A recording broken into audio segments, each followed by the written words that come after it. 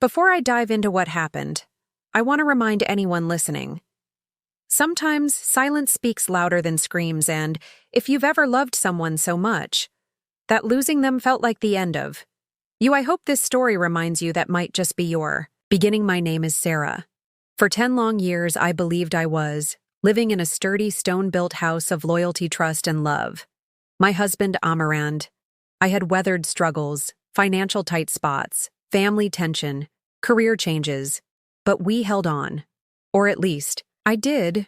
What I didn't know was that while I was holding the house up from one end, Amir was slowly eroding the foundation from the other. It started subtly, a distant tone in his voice. Longer hours at work messages. He wouldn't let me see.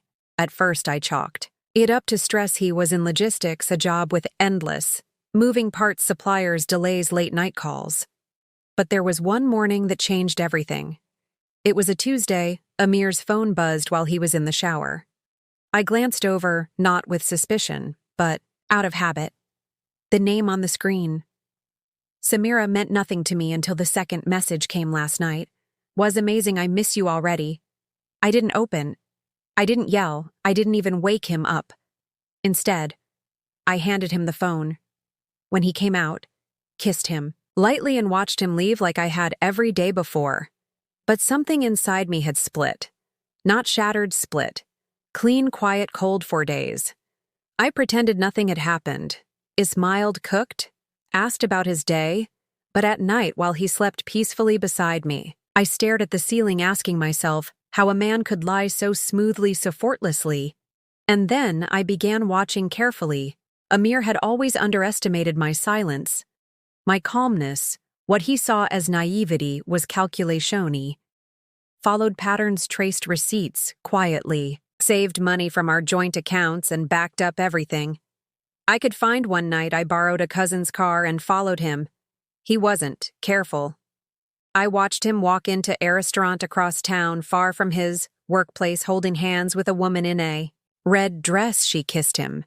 He smiled, like he had no past, no wife, no vows. Still, I didn't confront him. That would give him control. Instead, I became the wind before a storm, quiet, unnoticed, but preparing to bring everything down. I documented everything. Locations, date, audio recordings, even screen captures from cloud backups. He never thought I'd access. I moved in silence, even confiding in a lawyer cousin and a few trusted people, never saying too much, just enough to prepare. And then came the weekend trip. He told me it was a retreat. With clients, packed his bag, wore cologne he hadn't worn in years, kissed me goodbye. Without a second thought that night, I walked into the upscale restaurant where Samira worked. She was a hostess. Her eyes widened when I introduced myself. She didn't run. I didn't let her. I asked her to sit. I showed her everything, pictures, text messages, receipts. Her face turned white. He told me he was divorced. She whispered. I wasn't angry with her. She had no idea. Like me, she had been a victim of his deception. That night, she blocked his number. Later, she messaged me just to say thank you. When air returned, our apartment was empty. I had packed my things while he was gone, arranged for a small place of my own. There was no note, no explanation, just silence, a void. Then I sent him one message. I know, everything. He called. I didn't answer. He left voicemails. I didn't listen. He showed up at my office. I had security escort him out. For a mere silence became unbearable. He couldn't believe I hadn't cried, screamed, or pleaded. But I had already mourned our marriage long before I left. While he spiraled, I rebuilt. I painted again, walked in the park, read books I'd forgotten I owned. I lived not the way I used to, but truly for myself. And then I made my final move. I contacted his boss, not to ruin him, but to tell the truth. I showed him evidence falsified, business trips, misused company funds, and time theft. His manager was stunned. There were consequences, but I didn't ask for any. I simply handed over the truth and walked away. Next came the social circle, friends who had known us for years. I told them everything. No drama, just the facts. Some were shocked, some weren't surprised.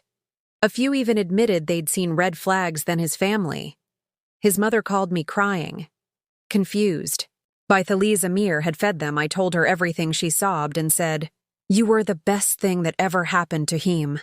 As the truth unfolded around him, Amir lost his grip. He sent flowers letters. Even tried reaching my parents. My mother answered once. "You had your chance." She said she's not coming back. Still, I wasn't done. The house we shared was in both our names. But I had paid for most of it. I filed for legal separation and claimed my share. He fought back, claiming emotional distress. But documents don't lie. My lawyer showed every payment, every ignored bill, every dollar. The court ordered him to buy out my share. Or sell. He couldn't afford it. The house was sold before the final handover. I walked through it one last time. Each room whispered memories, some beautiful, others painful. But as I stood at the threshold, I felt none of it. I had already moved on. And then came the unexpected moment. A friend invited me to speak at a local seminar on women's resilience. I hesitated. I wasn't used to being seen as strong, but I accepted as I stood on stage sharing how I had reclaimed my life after betrayal. I saw women in the crowd nodding, crying, smiling. They weren't hearing a victim's story. They were hearing their own strength reflected back at them that day. I realized something important. My story wasn't just about what Amir did. It was about what I became after he did. A survivor, a builder, a woman who chose to rise without bitterness. He may never understand the silence I gave him, but that silence wasn't emptiness. It was power, and it was mine.